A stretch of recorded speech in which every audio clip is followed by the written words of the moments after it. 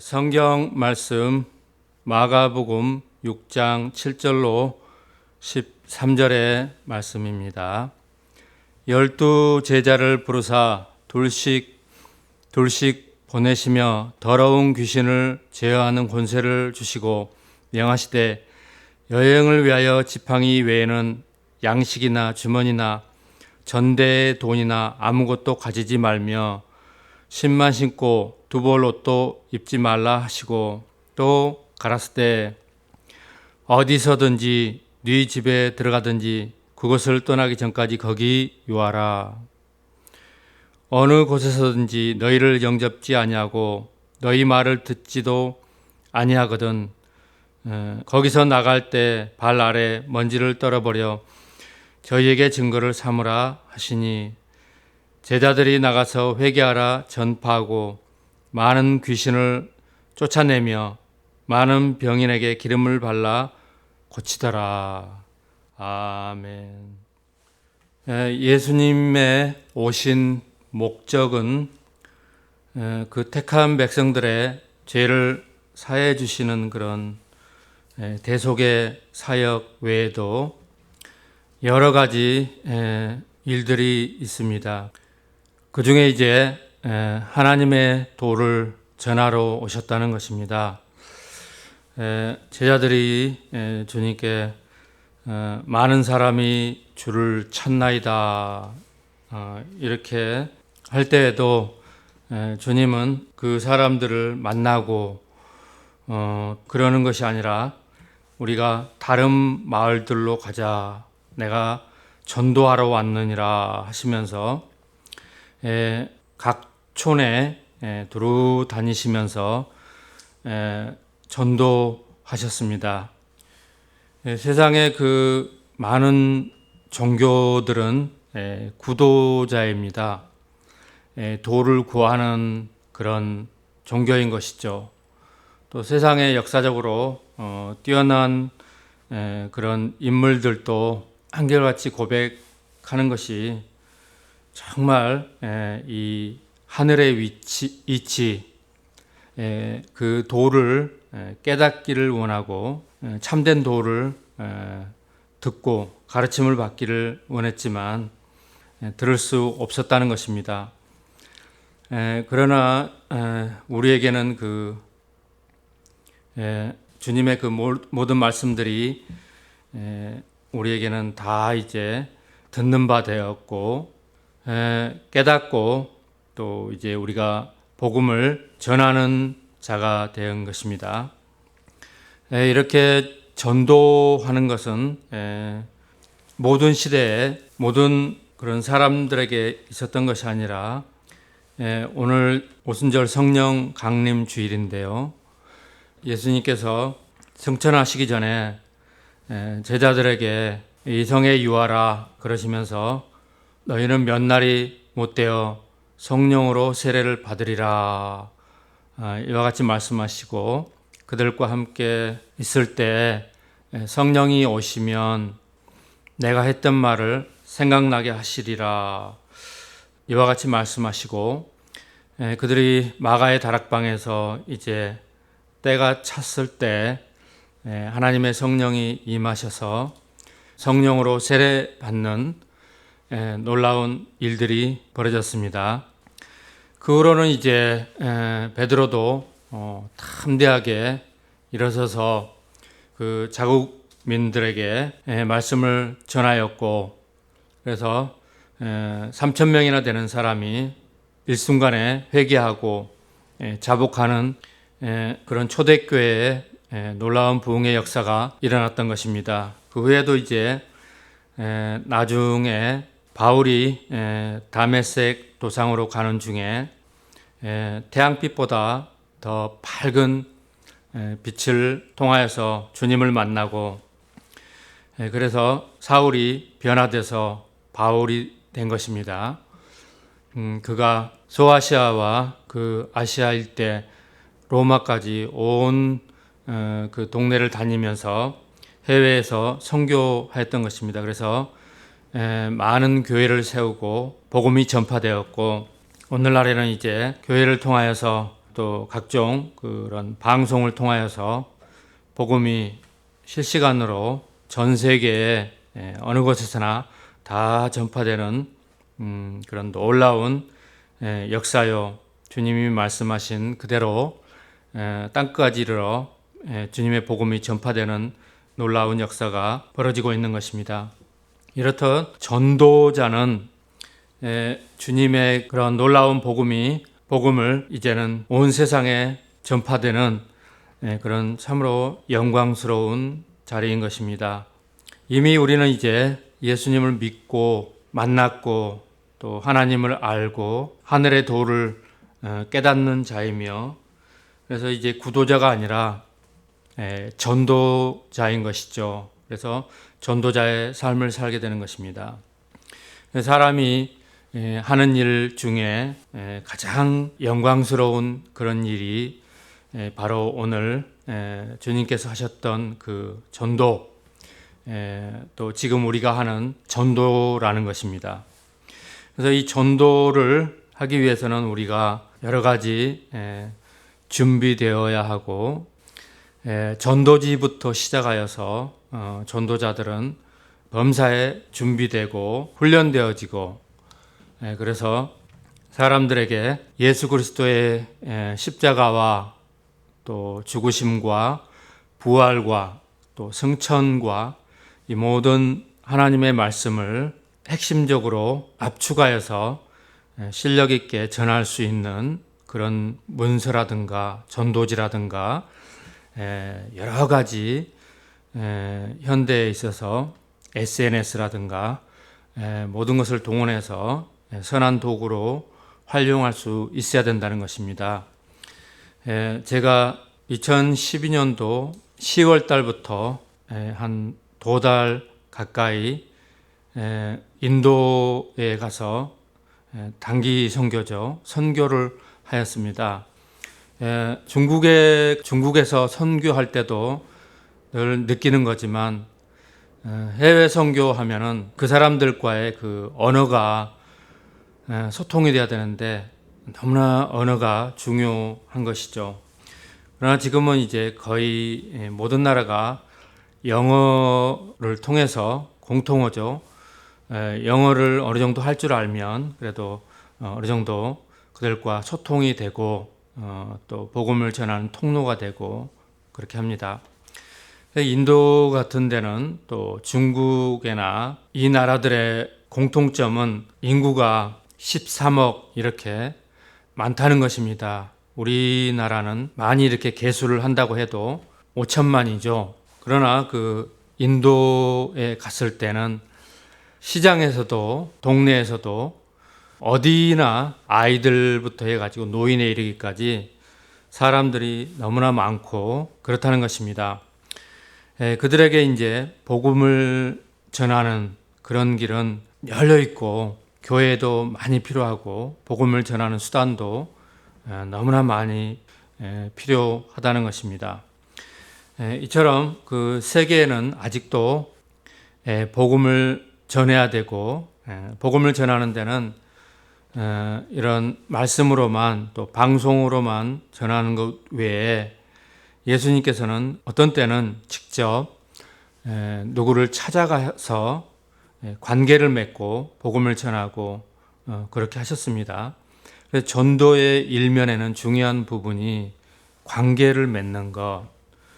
그래서 이제 전도 훈련을 할 때 그 사람과 처음 대면해서 어떻게 관계를 맺고 자연스럽게 그 사람의 그런 말을 하고, 예수님도 수가성 여인에게 물을 좀 다오 이렇게 말씀하시면서 관계를 맺죠.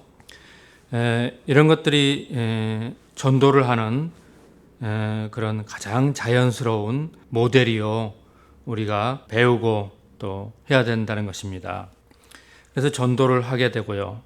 근데 제가 이제 대형 교회에서 주일마다 여기 둘씩 이렇게 짝을 지어서 전도하고, 우리는 이제 그 전도할 때 찬양팀이 함께 찬양하며 전도자들이 함께 기도하고 둘씩에서 이렇게 짝을 지어서 전도를 하죠. 그러면 전도를 하면 무척 처음에는 어렵습니다. 그러나 이제 계속 주일마다 계속 이제 나가고 이렇게 하면 자기도 모르게 영적으로나 말씀으로나 준비되고 무장이 되어서 쭉 전도를 하다 보면 전도하는 것이 훈련이라는 것입니다. 그래서 전도해 본 사람은 전도가 훈련이 돼야 되고 훈련하는 자에게 전도가 용이하고 능력이 나타나고 그렇다는 것입니다. 그래서 믿지 않는 그들 혹은 잘못된 종교, 거짓 그런 신을 섬기는 그들에게 참된 도를 전하는 그런 복음을 우리가 전하는 전도자로 부름을 받았다는 것입니다. 6장 이제 1절부터 말씀을 보겠습니다. 예수께서 거기를 떠나사 고향으로 가시니 예수님께서 계시던 선교 본부가 있는 가버나움이죠. 가버나움을 떠나서 이제 고향이시니까 나사렛 동네에 가셨다는 것입니다. 제자들도 쫓으니라 안식일이 되어 회당에서 가르치시니 많은 사람이 듣고 놀라니라. 그러면서 이 사람이 어디서 이런 것을 얻었느뇨? 이 사람이 받은 지혜와 그 손으로 이루어지는 이런 권능이 어쩌미뇨? 어떻게 된 것이냐 이거. 사람들이 다 놀라고 그 사람들이 어릴 때부터 봐왔던 그런 예수님이 아니고 전혀 사람은 똑같은데 그 사람의 그런 회당에서 가르치는 모습이 다른 사람 같아 보였던 것이죠. 그렇게 그들은 주님의 전하는 말씀에 놀라고 그랬던 것입니다. 이 사람이 마리아의 아들 목수가 아니냐. 요셉도 목수였고요. 예수님도 목수였으니까요. 그들은 이제 한낱 인간 목수의 아들 예수님으로만 보았던 것이죠. 이런 선입견, 그들이 어려서 봤던 이렇게 그런 것들이 다 이렇게 선입견 그런 것들이 이렇게 박혀 있어서 그것을 뛰어넘을 수가 없는 거죠. 그 이면에는 전혀 보지 못하고 인간 예수로만 보았고 그 너머에 있는 그리스도를 전혀 보지 못하고 그런 마음이 없었다는 것입니다. 요셉과 유다와 시몬의 형제가 아니냐, 그 너희들이 우리와 함께 있지 아니하냐 하고 예수를 배척한지라. 그렇게 놀라고 그랬으면 좀 주님을 알아봐야 되는데 어떻게 된 것이 배척을 했다는 것입니다. 이 배척이라는 단어는 한문 단어이죠. 한문을 갖다가 옛날 번역하면서 할아버지들이 썼는데 우리말로 하면은 거부하다, 밀칠배, 물리칠척, 그래서 배척이라는 단어를 썼는데 거부하다 또는 배제하다 그런 뜻이죠. 이런 모든 복음이 전파되는데 쉽게 복음을 전해서 초등학생들도 또 아이들도 다 알아들을 수 있을 정도로 어렵게 하는 것이 아니라 쉽게 전해야 된다는 것입니다. 그래서 예수님을 배제하다, 예수님을 거부하다, 예수님을 환영하고 그러질 않는 거죠. 이스라엘 사람들도 민족성이 자국인에게 배타적인 그런 것들이 있고 우리나라 사람들도 그런 것이 있는 것 같아요. 민족성인 것 같아요. 우리나라 사람들도 우리가 강원도랄지 오지랄지 그런데 여행을 하게 되면 그 사람들의 그런 나타나는 공통점이 이방인들에 대해서 굉장히 미간을 찌푸리고 이마에 빨래줄을 갑자기 갖다 막 붙이고 그렇게 얼굴 낯빛에서부터 불쾌하게 인상을 쓰고 그럽니다. 근데 제가 인도 선교를 갔을 때는 점심 때 신학교 여자 전도사님들, 남자 전도사님들하고 그 신학생들하고 동네를 그 빌리지라고 그러죠. 빌리지를 쭉 이렇게 돌아보고 그들이 어떻게 사는가 돌아보고 그 동네들을 또 캐시넛 공장이랄지 이런 데를 쭉 돌아보고 또 하이스쿨도 돌아보고 이렇게 하는데 그 사람들은 그 자국인들이 뭐 어디 나라에서 온 그 선교사님이다 이렇게만 소개를 해줘도 여자분들도 환하게 이렇게 웃고 환대해주고 환영해주고 그렇게 하더라고요. 그래서 우리나라 문화하고는 너무나 다른 충격적인 그런 것을 제가 경험했고, 그래서 이 말씀을 볼 때마다 그 선지자를 환영해 주는 것, 그런 거에 대해서 생각이 나는 것이죠. 평생 각인되어 있습니다.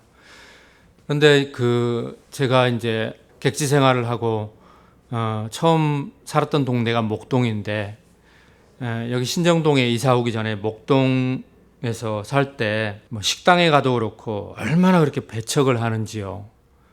그래서 거기를 이제 결국은 떠나서 그곳에서 배척을 하니까 교회 하겠다는 그런 마음은 전혀 안 들고 교회를 찾던 중에 신정동 여기다가 이제 교회를 하게 된 것이죠. 예수님도 그렇게 배척하는 곳에서는 그들에게 그런 말씀을 전하고 기적을 행하시고 또 병자를 고치시고 이런 것들이 거의 하지 못하고 그냥 나오게 되는 그런 말씀인 것이죠. 예수께서 저희에게 이르시되 선지자가 자기 고향과 자기 친척과 자기 집 외에서는 존경을 받지 않음이 없느니라 하시며, 거기서는 아무 권능도 행하실 수 없어 다만 소수의 병인에게 안수하여 고치실 뿐이었고 저희의 믿지 않음을 이상히 여기셨더라. 이상하게 안 믿는다는 것이죠. 이상하게 안 믿어져요, 그 사람들이. 그래서 예수님께서 고향 나사렛을 찾아가셔서 그렇게 하시는 것은 그 고향에도 구원받을 사람, 구원될 사람이 있다는 것이죠. 이 세상에는 복음을 들고 나가면은 다 구원받을 대상인 것이죠. 고향이고 타지고 또 해외고 간에 예수님 복음 듣고 믿고 구원될 대상인 것이죠. 병자는 고침을 받아야 되는 것이고요. 귀신은 물리쳐야 되는 것이고요. 그런데 저도 이제 그 고향 사람들, 친척들, 제가 이렇게 교회를 하고 하는데도 배척을 합니다. 일절단절되고 형제들은 말할 것도 없고, 참 예수님도 고향, 뭐 친척 이런 곳에서 복음을 전하는 것은 안 되고 안 돼서 그냥 거기서 이제 나오셨는데, 고향 전도는 예수님도 힘들다는 것입니다. 참 제가 고향 전도, 고향의 사람들이 배척하는 것, 이런 것은 목동에서도 참 그렇게 맛보았고 또 형제들 또 친척들에게도 그렇게 맛보고 그러는데, 어떻게 이렇게 안 믿고 따라주지 않고 복음을 전하고 무슨 말을 해도 듣지 않고 듣지 않는 거죠. 귀가 막혔는지 귀머거리인지, 성경에 보면 귀머거리 독사 얘기가 나오죠. 귀머거리 독사처럼 듣지 않는다. 이스라엘 백성들이 그렇게 하나님 말씀을 선지자 가서 전해도 듣지 않는다는 것이죠. 그래서 하나님의 심판을 자초하게 되고 멸망당하게 되고 그렇다는 것입니다. 평안하고 좋을 때, 이럴 때 성실하게 하나님 말씀을 듣고 회개하고 겸허히 받아들이고 이런 것이 너무나 필요하고, 이런 것들이 계속 선행되고 지속이 되어야 될 터인데 어떻게 된 것이 배척만 한다는 것이죠.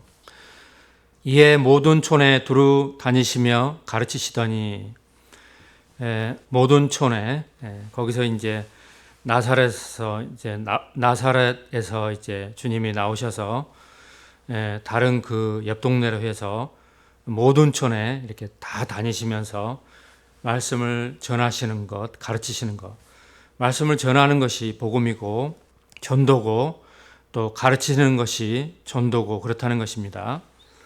12 제자를 부르사 둘씩 보내시며 더러운 귀신을 제어하는 권세를 주시고 명하시되 여행을 위하여 지팡이 외에는 양식이나 주머니나 전대의 돈이나 아무것도 가지지 말며, 이 말씀을 문자적으로 그대로 이렇게 해석해서 적용하는 데는 오늘날에는 이렇게 하면은 무리가 있는 부분이 있는 것이죠. 그때 당시에 그런 팔레스타인이나 유대인 지방에 예수님께서 이제 제자들을 둘씩해서 이렇게 보내서 전도를 하게 하셨는데, 전도할 때는 근데 혼자 가서 전도를 하게 되면 전도하는 사람들은 알 거예요. 참 어렵습니다. 혼자 가서 전도하는 것은 참 어려워요. 힘들고 전도하는 효과도 열매도 나타나지 않고 어렵습니다. 그래서 예수님께서 이 둘씩 짝을 딱 지어서 팀으로 이렇게 12 제자니까 6팀이죠. 둘씩해서 묶어서 이렇게 보내셨는데요. 이것은 이제 원리 중에 원리인 것이죠.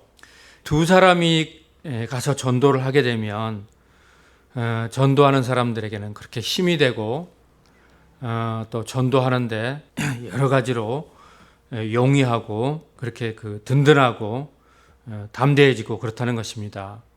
아무튼 전도를 이렇게 해보시는 분들은 공감하실 것입니다. 이렇게 둘씩 이제 짝을 지어서 이스라엘에서 이제 전도를 하는데, 이 제자들이 전도하는 기간은 그렇게 뭐 한 달이나 1년이나 그렇게 하는 것이 아니라 길어봐야 2주일, 한 일주일 정도로 보아집니다. 일주일 정도 팀이 되어서 제자들이 전도를 했습니다. 그런데 전도를 하는데 전도 여행할 때 가볍게 그냥 그렇게 가장 필요한 것만 챙겨서 짐도 가볍게 해서 그 집에 유하면서 집에서 주는 양식을 먹고 이렇게 하라는 것입니다.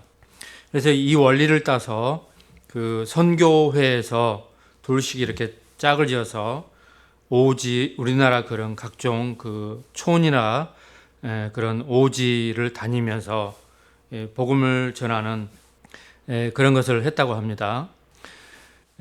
그 대학생들이나 그런 청년들이 둘씩 해서 팀이 돼서 전도를 하는데, 어떤 집에 들어가서 유하면서 그 집에서 주는 그 식사를 하면서 이렇게 겸손하게 밥을 주고 얻어먹고 그런 처지니까 예수님에 대해서, 예수님의 그런 복음을 쭉 이렇게 전하고 그렇게 했다는 것입니다. 진실되게요.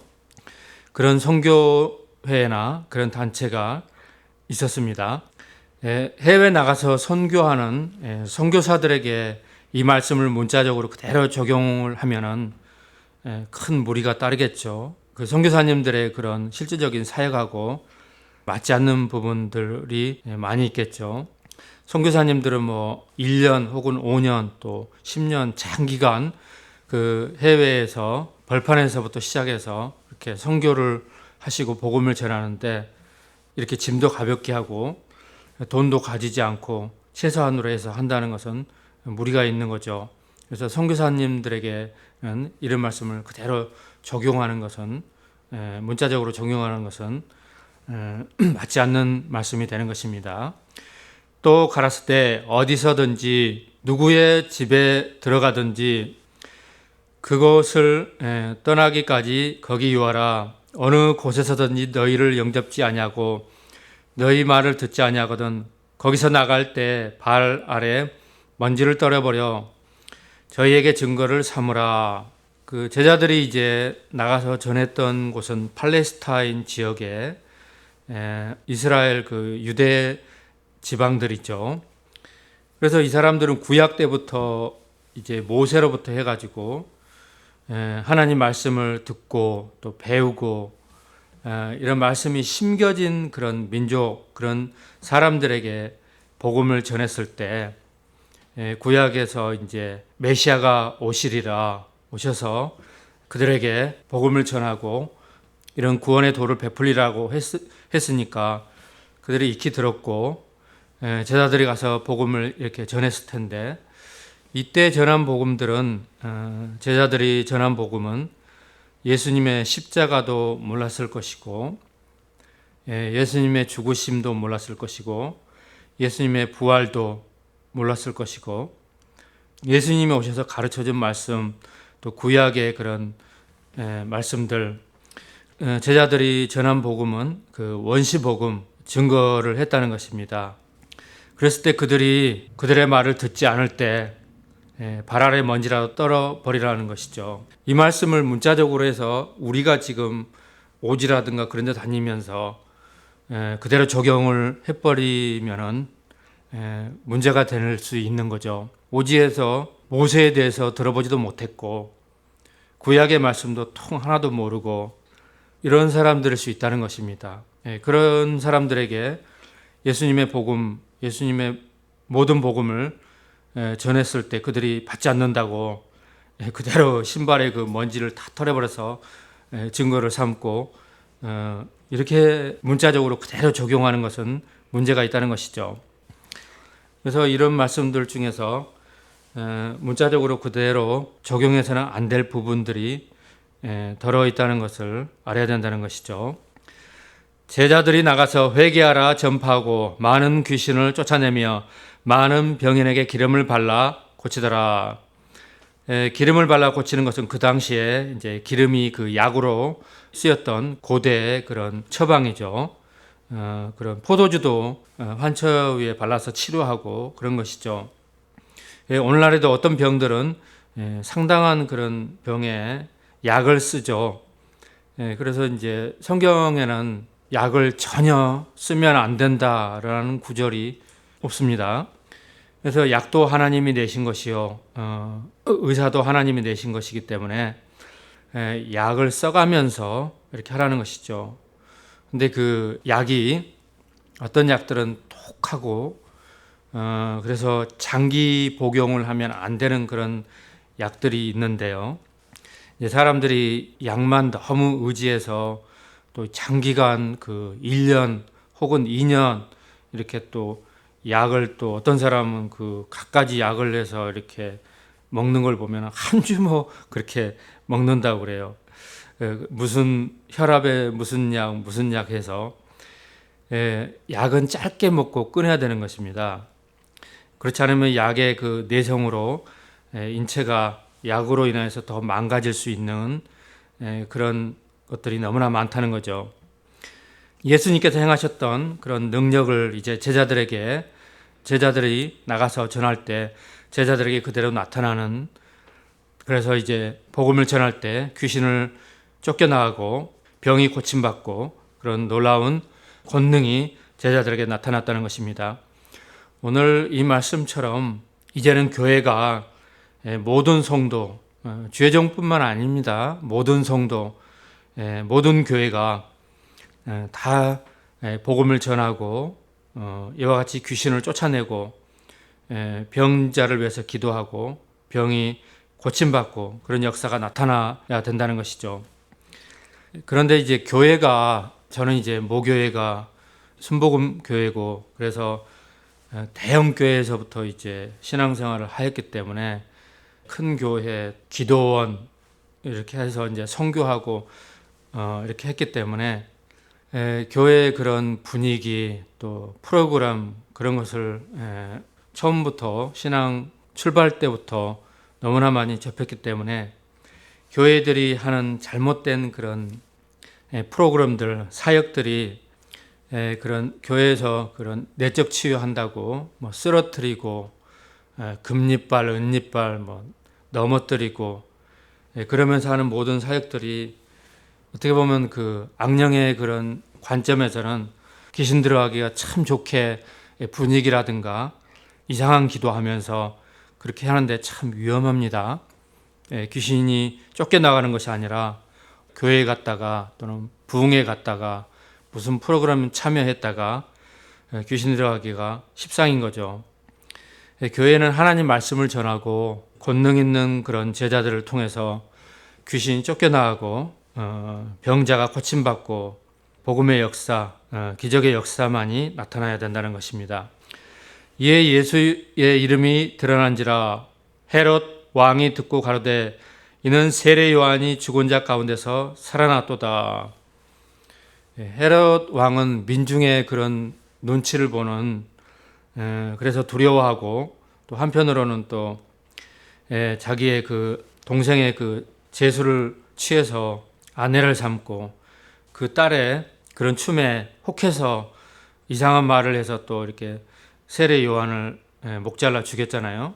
감옥에 있는 세례 요한을 목을 잘라 죽였는데 예수님께서 이런 능력이 나타나고 이때가 이제 한 예수님 사역하신 지 한 2년 해 가량 되는 해인데 예수님의 그런 기적의 그런 사역의 그런 소문이 났겠죠.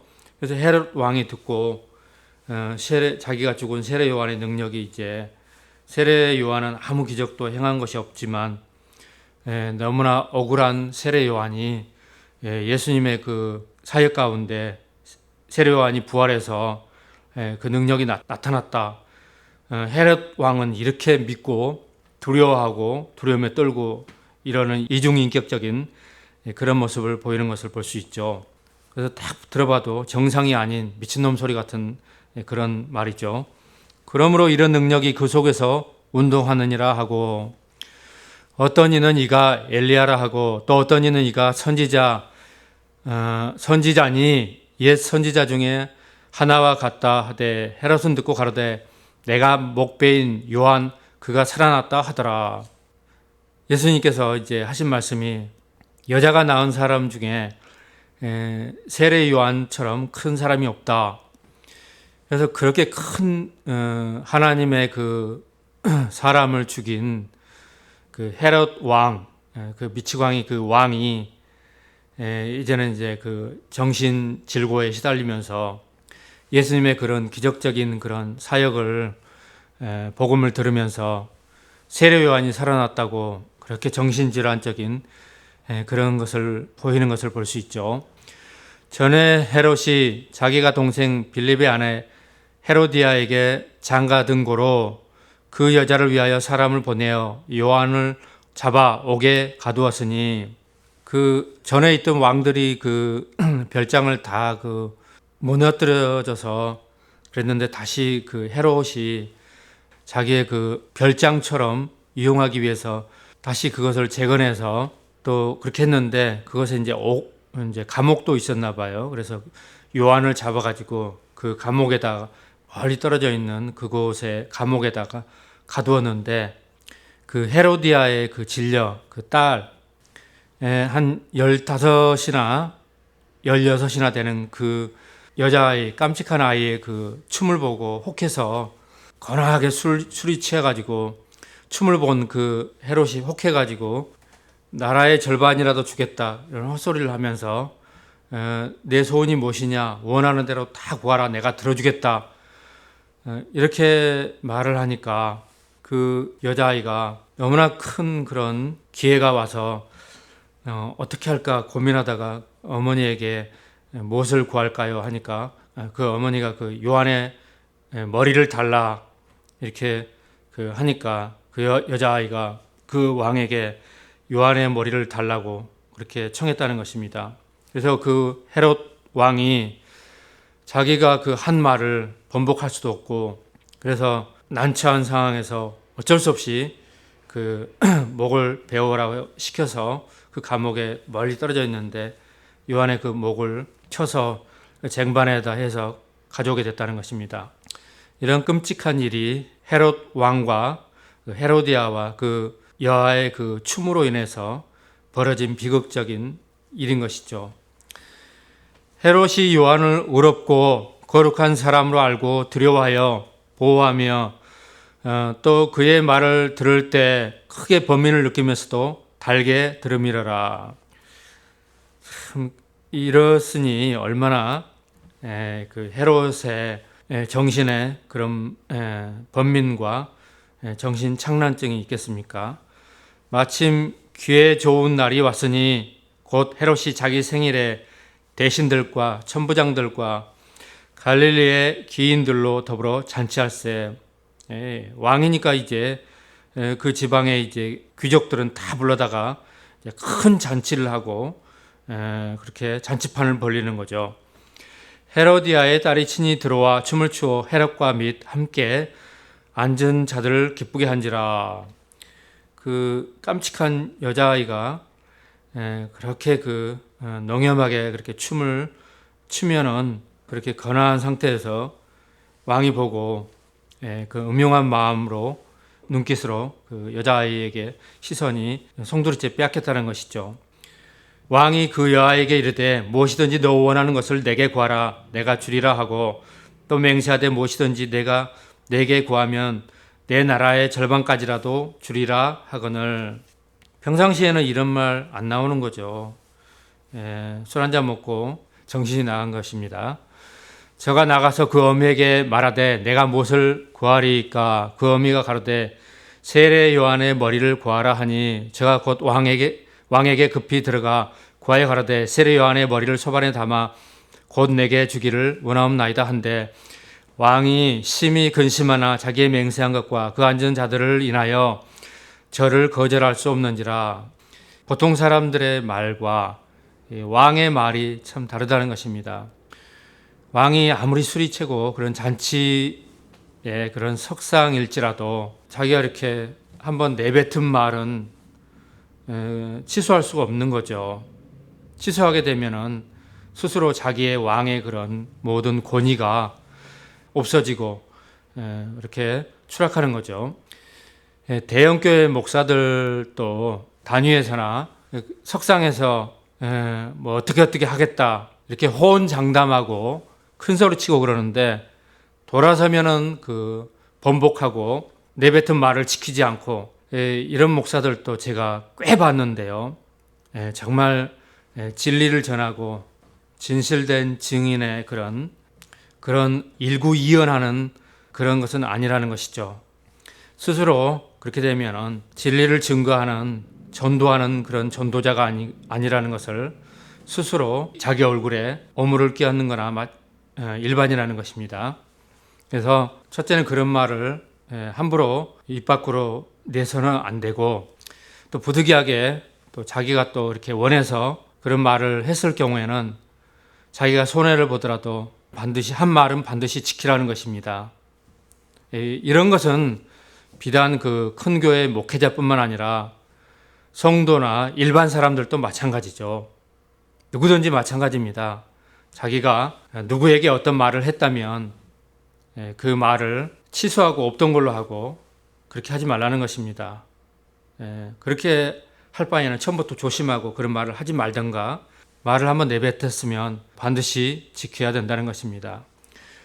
그 머리를 소반에 담아다가 여호와에게 주니 여호와가 이것을 그 어미에게 주니라. 요한의 제자들이 듣고 와서 시체를 가져다가 장사하니라. 이래서 그 요한의 몸에 무덤이 따로 있고 머리는 또 누가 가져갔는지는 알 수 없으나 머리는 따로 이렇게 매장되고 그래서 몸과 머리가 이렇게 멀어져서 그렇게 큰 사람이 됐다는 것입니다. 그래서 몸은 그 마사다에 그렇게 묻혀 있고 머리는 또 잔치하던 그곳에서 누가 가져갔는지 그곳에 있다는 것입니다. 사도들이 예수께 모여 자기들의 행한 것과 가르친 것을 낱낱이 고하니 이르시되 너희는 따로 한적한 곳에 와서 잠깐 쉬어라. 한적한 곳에서 이제 제자들이 쉬는 시간을 갖는데 더 많은 일을 거기서 또 하게 됩니다. 이는 오고 가는 사람이 많아 음식 먹을 겨를도 없음이라라. 예수님의 그 3년 넘는 공생의 기간 동안에 제자들이 식사할 겨를도 없이 바쁘게 이렇게 사역을 했다는 것입니다. 이에 배를 타고 따로 한적한 곳으로 갈새 그 가는 것을 보고 많은 사람이 저희인 줄 안지라. 모든 고을로부터 도보로 걸어서 그곳에 달려와서 저희보다 먼저 갔더라.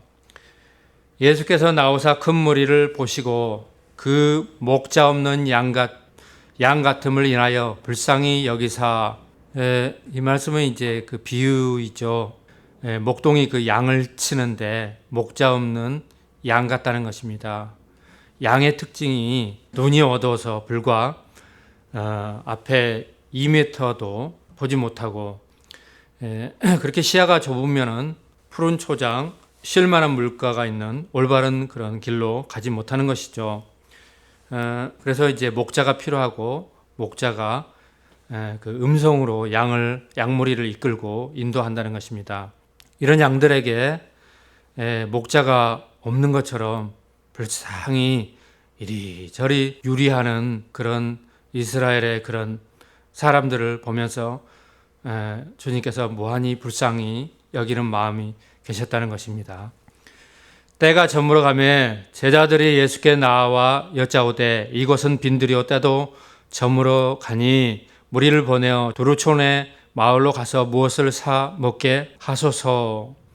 장정만 5,000명인데 촌에 가서 떡집에서 떡을 다 이렇게, 그때 당시는 빵집이죠. 빵집에서 빵을 다 사도 이 사람들은 못 먹입니다. 빵집에 아무리 큰 빵집이라고 해도 그렇게 많이 5,000명이나 먹고 남을 수 있는 그런 빵집이 있겠습니까? 안 되는 것이죠. 대답하여 가라사대 때 너희가 먹을 것을 주라 하시니 여짜오되 우리가 가서 200데나리온의 떡을 사다 먹이리이까. 제자들이 이렇게 주님께 여쭈니까 이르시되 너희